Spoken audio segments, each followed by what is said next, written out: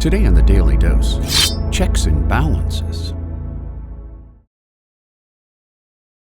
Building on the ideas of ancient Greek statesman Polybius, Enlightenment thinkers Baron de Montesquieu, John Locke, and 18th century British jurist William Blackstone, the framers of the U.S. Constitution divided both powers and responsibilities of the new federal government amongst three separate branches, known collectively as legislative, executive, and judicial branches of governance.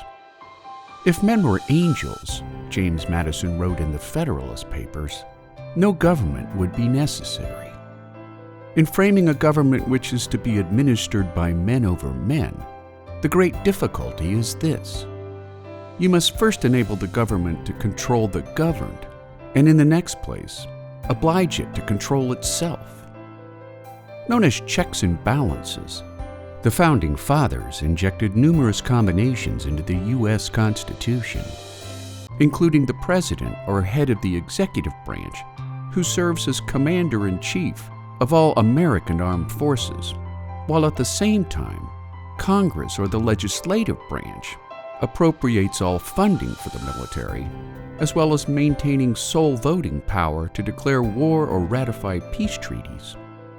Within the legislative branch, each House of Congress checks any possible overreach by the other, requiring both the House of Representatives and the Senate to pass a bill in the same form before it becomes passed into law. And while the President has the power to veto specific pieces of legislation sent to him by the executive branch, Congress can override the President by a 2/3 majority vote, so long as both houses vote for the same outcome. In an effort to check both the executive and legislative branches from unequal or unilateral power, the judicial branch, made up of the Supreme Court and other federal courts, can declare laws or presidential actions unconstitutional, while Congress, by passing amendments to the Constitution, can effectively overturn the decisions by the judicial branch.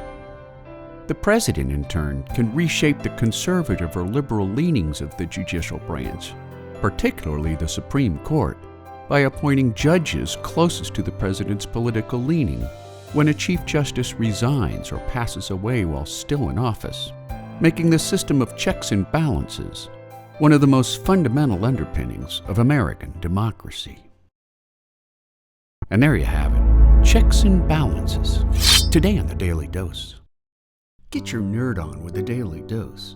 And if you enjoyed today's episode, share the link with a friend or colleague so that they too can learn something new every day.